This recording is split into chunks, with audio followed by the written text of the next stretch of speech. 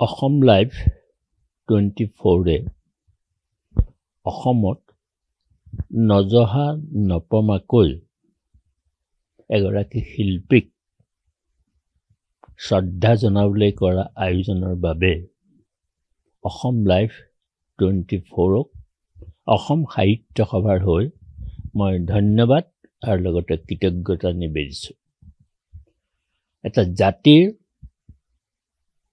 সন্মান সভ্যতা তেতিয়াহে প্ৰতিফলিত হয় যেতিয়া এটা জাতিয়ে শিল্পী আৰু সাহিত্যিকক মৰ্যাদা দিবলৈ যত্ন কৰে।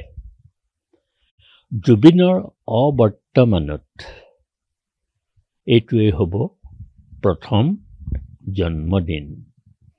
এই জন্মদিনত অসম লাইভ 24 দিল্লী, বাক্সা আৰু 18 তাৰিখে যোৰহাটত বিবিধ কাৰ্যসূচী লৈছে আৰু সেই কাৰ্যসূচীৰ কিন্তু এটা বিশিষ্ট দৰ্শন আছে।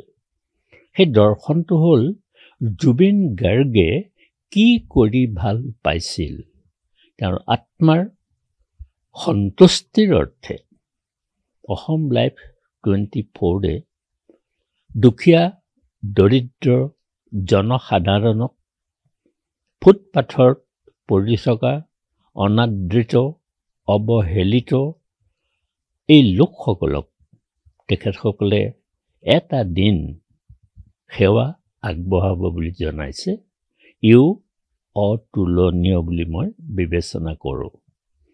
দ্বিতীয়তে, আমাৰ শিশু অৱস্থাৰ পৰাই এটা শিশুৱে জন্ম হোৱাৰ পৰাই সি নৈসৰ্গিক পৃথিৱীৰ লগত এটা সম্পৰ্ক স্থাপন কৰিব লাগে, যিটো আজি আমাৰ অসমত সেইটো নাই। নৈসৰ্গিক জীৱনৰ লগত সম্পৰ্ক স্থাপন কৰাৰ কোনো সুবিধাই কোনো শিশুৱে নাপায় মানে মাক দেউতাকে সেই সুবিধাটো নিদিয়ে।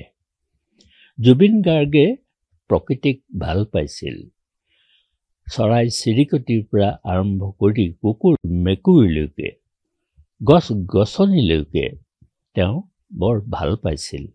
গতিকে এই শিল্পীজনৰ যিটো প্ৰিয়, সেই প্ৰিয় কামটো অসম লাইভ 24 কৰিবৰ কাৰণে আগবাঢ়ি যোৱাটো মই এটা আদৰ্শ আৰু এটা বিশেষ দৰ্শন বুলি অনুভৱ কৰোঁ।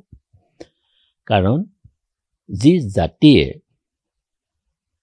এগৰাকী শিল্পীক জীয়াই ৰাখিব নোৱাৰে, মানসপটতেই হওক সামাজিক বা সাংস্কৃতিকভাৱে হওক, সেই জাতিক আমাৰ প্ৰাচীন ঋষিমুনিসকলে কৈ গৈছে যে সেই জাতিক কেতিয়াও সভ্য বুলি ক'ব নালাগে।